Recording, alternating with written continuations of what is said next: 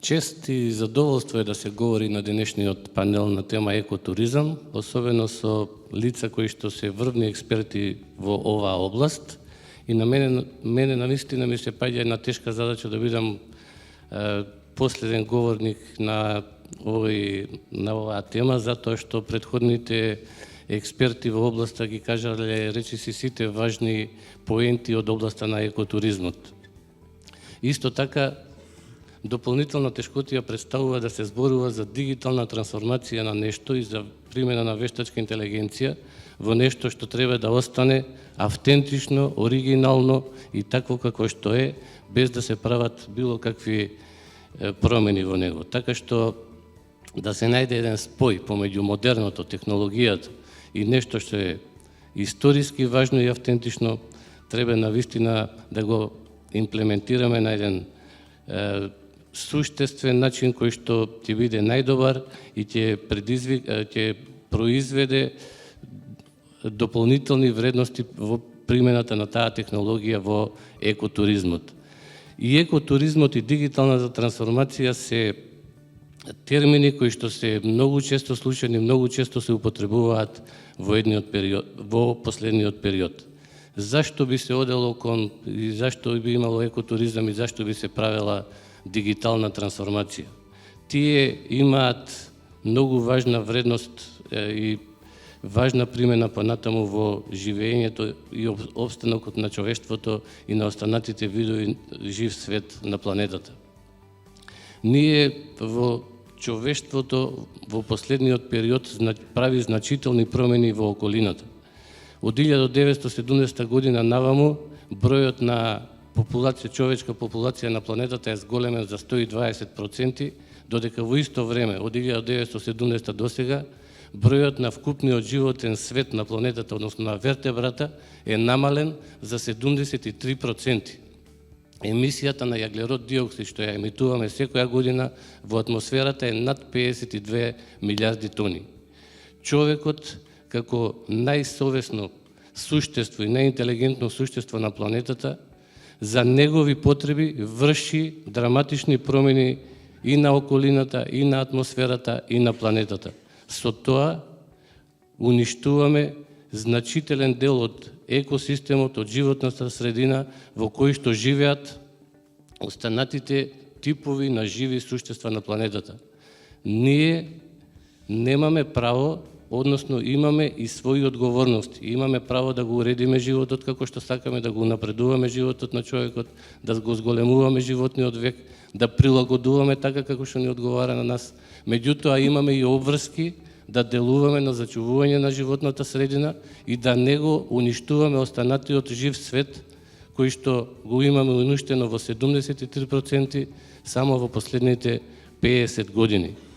Затоа во последниот период се развива идејата за екотуризам, која што, како што спомнаа и претходните говорници, е се повеќе и повеќе растичка и најрастички сегмент од туризмот во светот, затоа што со екотуризмот не ја менуваме околината, намалено е нашето влијание на околината, на туристичките места, намалена е емисијата на јаглерод диоксид, во исто време е намалено и нашето влијание на локалната заедница, а зголемен е економскиот бенефит на локалната заедница да продолжи да функционира, да живее, работи и да ги зачува своите и национални, и културни, и уметнички обележја. Така да придобивките од екотуризмот во овој дел се огромни.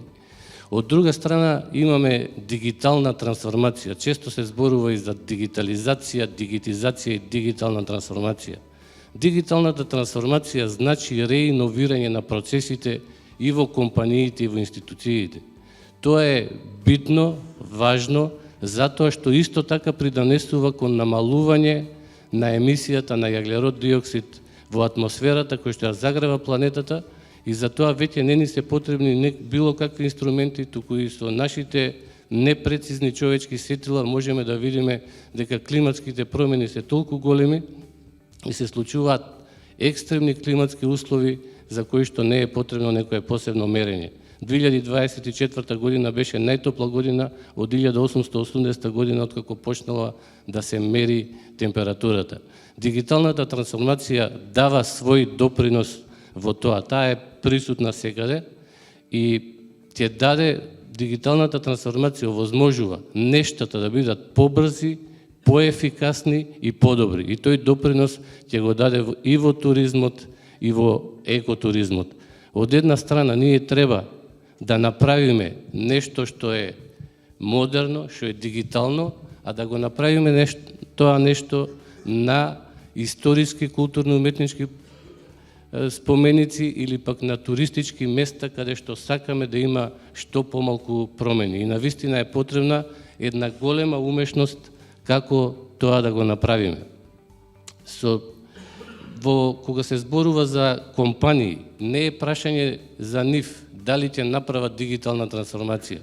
Компаниите, организациите што нема да воидни да направат дигитална трансформација, нема да опстанат. Тие ќе нема да бидат подобри, нема да бидат побрзи, нема да бидат поефикасни и нема да бидат толку иновативни како нивните компании и конкуренти кои што работат во истата област. Едноставно, тие ќе бидат избришани од сцената на бизнисот. Значи, тоа прашање е неминовно. Во овој дел на екотуризмот, дигиталната трансформација треба да се направи во сегментот на зголемување на видливост на туристичките места. Македонија е неоткриена туристичка дестинација. Имаме огромен број на туристички места кои што не се комерцијализирани и јас за тоа во тој поглед гледам огромен потенцијал, затоа што тие и културно-историски споменици, кои што се едни од најстарите во Европа, можеби некои од нив и стари по 1000 години, се останати во формата такви какви што се, што е погодно за развој на екотуризмот. Преку дигитализацијата ние треба да ги направиме тие туристички места видливи и визибилни. Новата генерација луѓе кои што живеат на планетата, децата и младите луѓе, тоа е една генерација која што се вика дигитална генерација, затоа што тие секојдневно во нивниот живот употребуваат дигитални средства. Тие светот го восприемаат преку дигитални уреди, преку компјутери, преку таблети и преку мобилни уреди. Доколку не сте присутни во дигиталниот свет, практично би значило дека не постоите. Значи, визибилноста на нашите туристички сајтови и културно-историски споменици во тој дел треба да биде максимално искористена.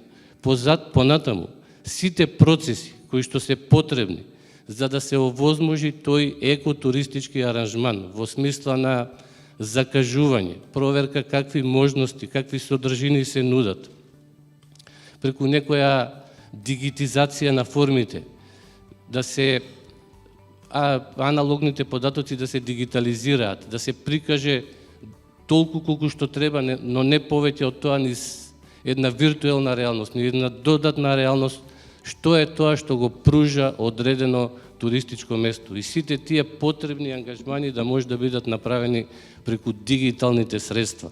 Меѓутоа, тука некаде и дигитализацијата треба да застане, затоа што понатаму на самиот турист треба да му се овозможи без употреба на дигитални средства да ги доживее можностите што ги дава тоа туристичко место.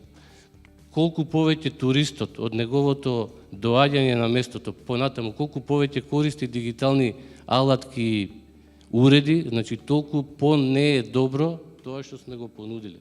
Значи тука некаде треба да биде границата меѓу дигиталното и автентичното.